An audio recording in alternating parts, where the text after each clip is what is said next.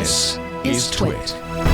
This is a story that we sat on for a while. We could have talked about it last week, but we wanted to find out a bit more, allow some more of the details to make it out. And of course, we need to talk about that hack of hotel room and cruise ship touchless keys. Now, you know that most hotel rooms and even cruise ships will now use either the RFID or the MagStripe cards. In fact, the MagStripe cards are really on their way out.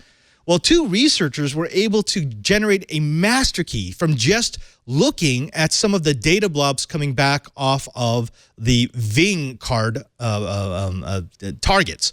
Now, the interesting thing about this thing is that they don't really need to hack, and they don't really need to understand exactly what the data blob contains.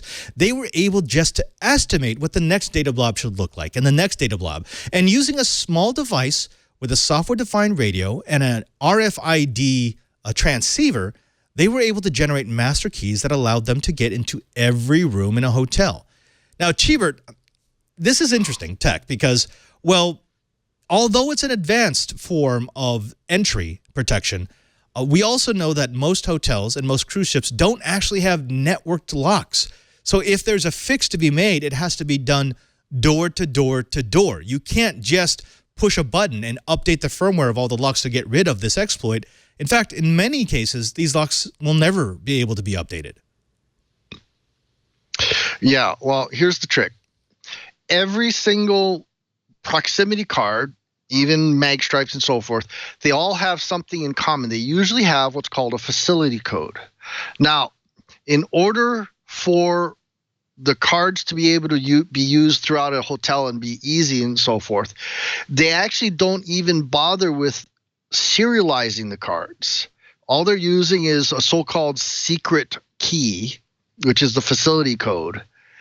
And that's what these hackers are doing. They're actually finding old discarded cards, reading them quickly to get that, facility code, and then adding in the checkout date and a few other pieces of information by simply guessing and playing it back. It's actually not a hack at all. It's a playback of the data. And because there's no network, there's no way to update except by going physically to each lock. Changing all the locks in a hotel is actually quite cumbersome. One of the other things that a lot of hotels haven't done is they're kind of dealing with inertia. Even though most of the new proximity code locks have the ability to serialize the locks so that, if you just play back an old proximity card, it's not going to work because it's only for a specific lock. The problem is a lot of hotel registration systems don't have the ability to store those serial numbers. So the whole industry is going to have to change and kind of get up to date. Now, when you start talking about the enterprise, most enterprise lock systems like the ones from Assa Abloy or Kaba or Stanley and places like that, those systems have had the serialization from the very beginning. They've also gone one step further by putting in an encrypted hash, usually an AES 256 hash, so that it's next to impossible to do these playback attacks. But the warning that I'm kind of throwing out there is that if your facility manager hasn't really caught up and they haven't implemented those hashes, you may be just as vulnerable as a lot of hotels are. Right. Now, we should point out the fact that a lot of the lock systems used in large enterprises are not these types of locks. They're far more expensive, and they're typically networked. You actually made a comment that if you look at what it costs to deploy, say, a hotel lock, where basically you're removing something that was there and you're adding something with some electronic components, versus, for example, what's working in your lab, where you're going to run power and probably data to every lock, the costs are prohibitive. It's a big jump to go from kind of secure to very secure. Yeah, and there's not that much in between. Now, my lab is actually using a sort of in-between system. It's wireless based, so there's a gateway that I have on a physically isolated network. It is running in the 2.4 gigahertz unit band, but it only uses a single channel. it is frequency agile. So it's actually jumping channels in some sort of pattern that I have no idea how they do it. But my locks still talk back to a central server with a SQL database to store the entire audit log. And it also stores the AES hashes and so forth. And it also does rolling code. So that's kind of really cool.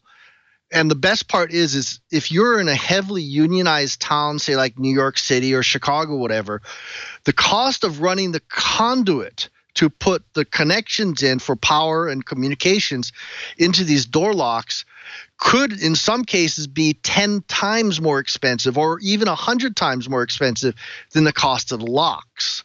So that's why Stanley, it used to be called OmniLock, now it's called Stanley, has been selling these wireless solutions so that you only have to pay for conduit for the gateways, and each gateway can handle, say, 16 to 20 doors at a time.